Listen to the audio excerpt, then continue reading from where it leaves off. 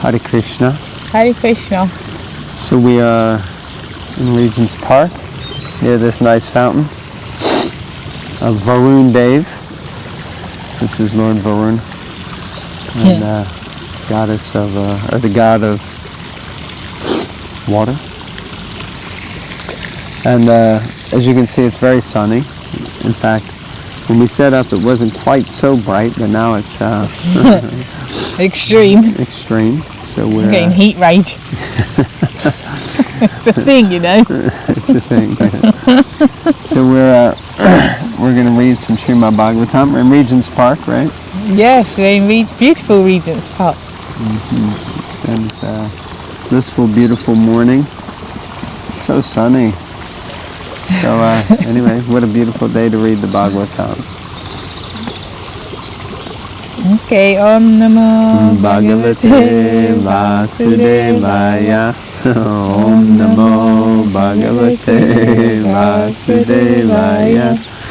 Om Namo Bhagavate Vasudevaya. Canto 3, Chapter 25, Text 18. The chapter is entitled The Glories of Devotional Service. Yes. Okay, this is Kapila Muni talking.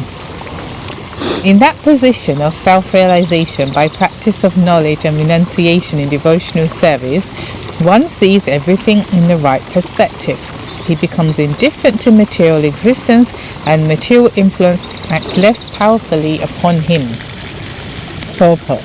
As the contamination of the germs of a particular disease can influence a weaker person, similarly, the influence of material nature or illusory energy can act on the weaker or conditioned soul, but not on the liberated soul. Self-realization is the position of the liberated state. One understands his constitutional position by knowledge and vairagya, renunciation. Without knowledge, one cannot have realization. The realization that one is the infinitesimal part and parcel of the Supreme Spirit makes him unattached to material conditional life. That is the beginning of devotional service. Unless one is liberated from material contamination, one cannot engage himself in the devotional service of the Lord.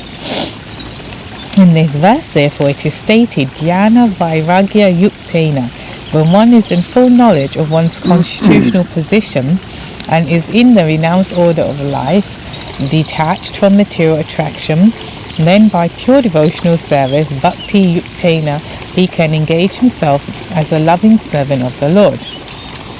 Paripasyati means that he can see everything in its right perspective. And then the influence of material nature becomes almost nil. This is also confirmed in Bhagavad Gita. Brahma Bhuta Prasan Atma.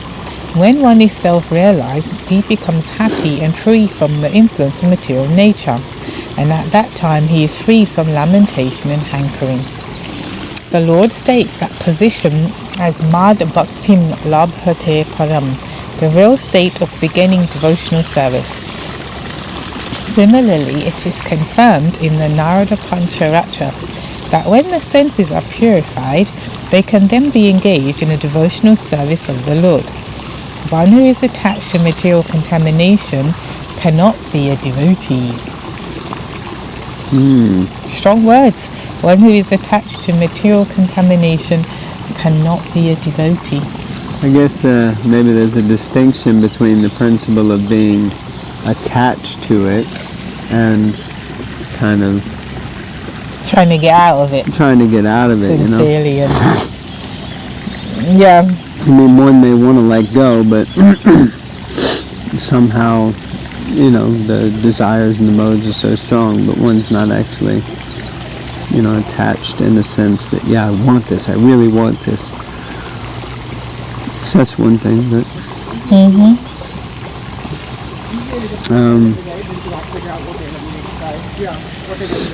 the opening line was also very powerful.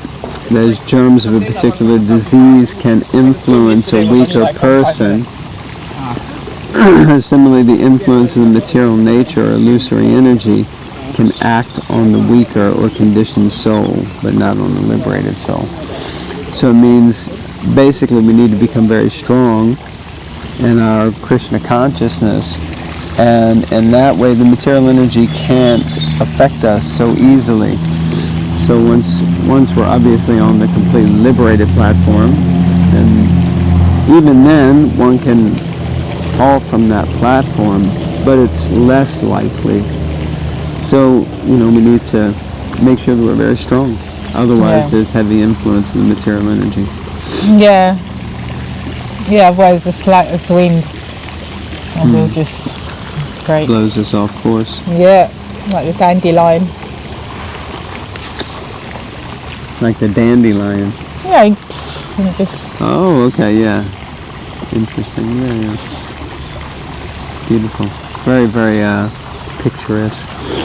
Okay, next text. This is 19, right? Yeah. Perfection and self-realization cannot be attained by any kind of yogi unless he engages in the devotional service of the Supreme Personality of Godhead, for that is the only auspicious path. That knowledge and renunciation are never perfect unless joined by devotional service. Oh, excuse me. I think it's the combination of the sun and nice air and trickling water sounds. And right. Right. Feeling very relaxing. The birds chirping. Right. That knowledge and renunciation are never perfect unless joined by devotional service is explicitly explained here. Na yujamanaya means without being dovetailed. When there is devotional service, and the question is where to offer that service. Devotional service is to be offered to the Supreme Personality of Godhead, who is the supersoul of everything. For that is the only reliable path of self-realization or Brahman realization. The word Brahmasiddhya, Siddhaye, means to understand oneself to be different from matter. To understand oneself to be Brahman, the Vedic words are Aham Brahmasmi. Brahma Siddhi means that one should know that he is not matter, he is pure soul. There are different kinds of yogis, but every yogi is supposed to engage in self-realization or Brahman realization. It is clearly stated here that unless one is fully engaged in the devotional service of the Supreme Personality of Godhead, he cannot have easy approach to the path of Brahma Siddhi. And Brahma Siddhi means that one should know that he is not matter, he is pure soul. So Brahma Siddhi means basically being self-realized, realizing who we actually really are. And the only real access to that level of consciousness is through devotional service to the Supreme Personality of Godhead, Lord Shri Krishna. Okay. In the beginning of the second chapter of Srimad Bhagavatam, it is stated that when one engages himself in the devotional service of Vasudeva, spiritual knowledge, and renunciation of the material world, automatically become manifest. Thus, a devotee doesn't have to try separately for renunciation or knowledge. Devotional service itself is so powerful that by one's service attitude, everything is revealed. It is stated here, Shiva Panta. This is the only auspicious path of self-realization. The path of devotional service is the most confidential means for attaining Brahman realization. That perfection in Brahman realization is attained through the auspicious path of devotional service. Indicates that the so-called Brahman realization or realization of the Brahma Jyoti effulgence is not Brahma Siddhi. Beyond that Brahma Jyoti, there is the Supreme Personality of Godhead. In the Upanishads, the devotee prays to the Lord to kindly put aside the effulgence, Brahma Jyoti, so that devotee may see within the Brahma Jyoti the actual eternal face of the Lord. Unless one attains realization of the transcendental form of the Lord, there is no question of bhakti. Bhakti necessitates the existence of the recipient of devotional service and the devotee who renders devotional service. Brahma Siddhi through devotional service is realization of the Supreme Personality of Godhead. The understanding of the effulgent rays of the body of the Supreme Godhead is not the perfect stage of Brahma Siddhi or Brahman realization, nor is the realization of the Paramatma feature of the Supreme Person perfect. For Bhagavan, the Supreme Personality of Godhead is Akhil Atma. He is the Super Soul. One who realizes the Supreme Personality realizes the other features, namely the Paramatma feature and the Brahman feature, and that total realization is Brahma Siddhi. Thoughts? What, Mr. Hanky? Excuse me? No, it's interesting that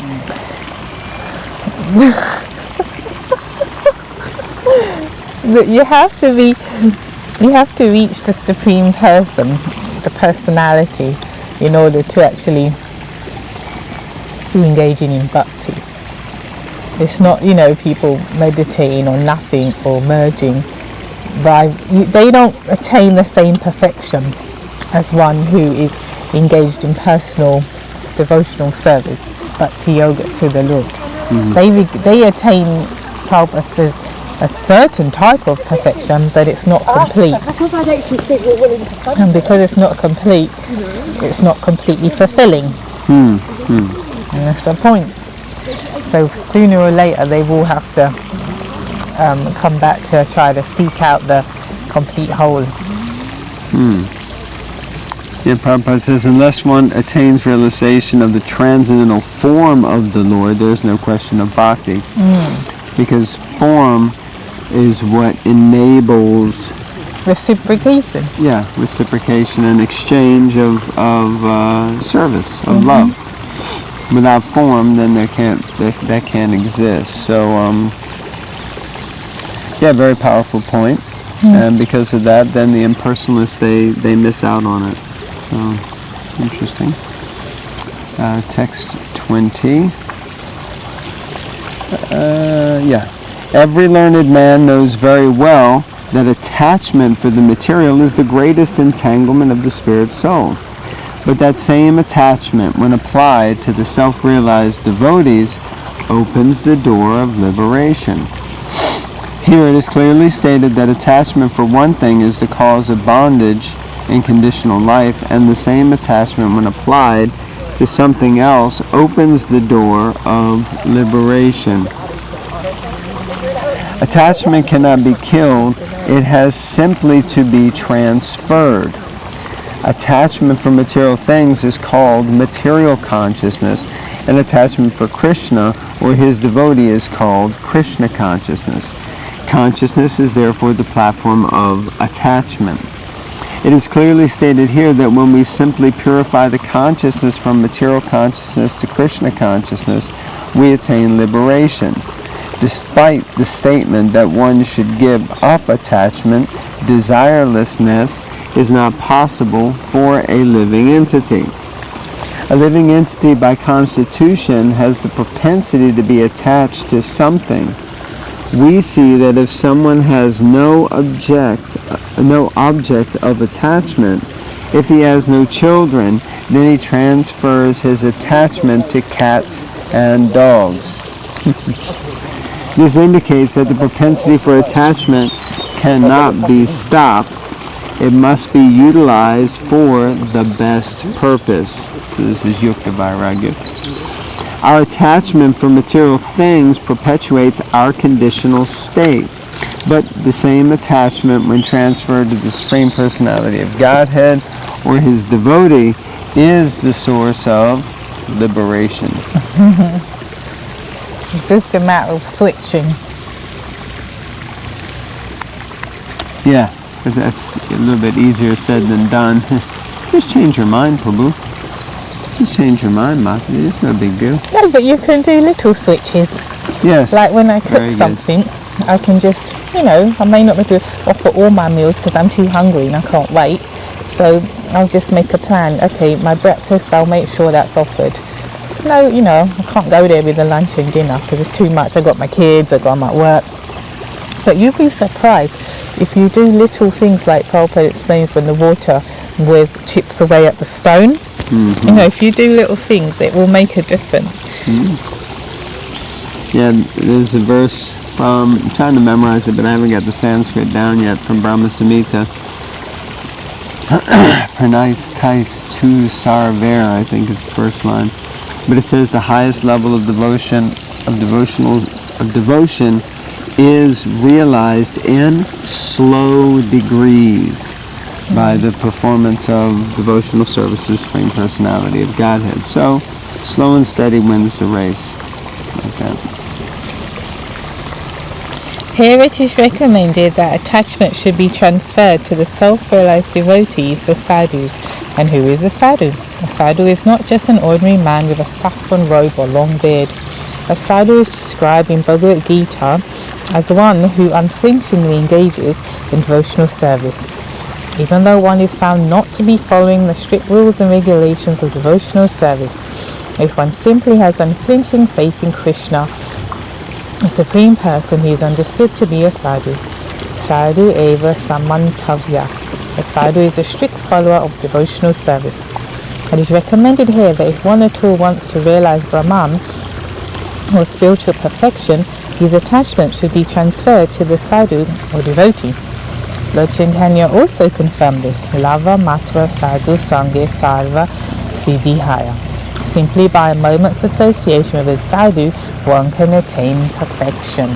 Yeah, it's hard to believe just a moment's association can have any benefit, but those of you who know, just having a moment's association with a pure devotee can uplift us, inspire us, encourage us, keep us going for days, weeks, months, years. Just having that little bit of association can be transformational. Well, we've all had a moment association with Prabhupada through his books, and let's be honest, most of us are here just by reading either a whole book or a bit of a book, and we're like, that sounds cool. And even if you didn't finish the book, it made you come to the temple and say, what's going on here? And then, from there, this happened and that happened. So even with Prabhupada not being physically present, his moment of association is transforming the world. Yeah, very true. Perfect. Yeah, and so when we distribute books, we're just giving that moment of association with the pure devotee. Very good. Okay, last paragraph. It's funny, my face is burning up, but the back of my neck is so cold. It's crazy. Mahatma is a synonym of sadhu. It is said that service to a Mahatma or elevated devotee of the Lord is Dwaram Ayur Vimukte, the royal road of liberation. Mahatsevam Dwaram Ahur Vimuktes Tamo Dwaram Yoshitam Sangi Sangam, Bhagavatam 5.5.2. Rendering service to the materialist has the opposite effects. If anyone offers service to a gross materialist or a person engaged only in sense enjoyment, then by association with such a person, the door to hell is open. Yikes, Mike. The same principle is confirmed here. Attachment to a devotee is attachment to the service of the Lord, because if one associates with a sadhu, the result will be that the sadhu will teach him how to become a devotee, a worshipper, and a sincere servitor of the Lord. These are the gifts of a sadhu. If we want to associate with a sadhu, we cannot expect him to give us instructions on how to cut the knot of the contamination of material attraction and how to elevate ourselves in devotional service. Just want to read that again. If we want to associate with a sadhu, we cannot expect him to give us instructions. Okay. That is the result of associating with a sadhu. It seems a bit funny, doesn't it? If we want to associate, we can't expect him to give us instructions on how to improve our material condition. Gotta read the rest of the sentence. I know, but I'm trying to understand as I'm going. This is the result of associating with a sadhu. Kapila Muni first of all instructs that the path of liberation begins with such association. So we have to get that association, however we can get it. Just like we're trying to associate with Srila Prabhupada, we're associating with each other, we're trying to give some association to all of you. And the idea isn't like that we're meant to be something special, just that this is what you need to do. You need to associate with the pure devotee. You need to hear and chant together if you're friends or family, and also if we just come together and support, nourish, and encourage each other like that. Okay. Okay. So I got heat stroke now. All right. So I have to take her to the hospital, so we're going to conclude here. We thank you all very, very much for your kind attention. Please remember to like, comment, and subscribe.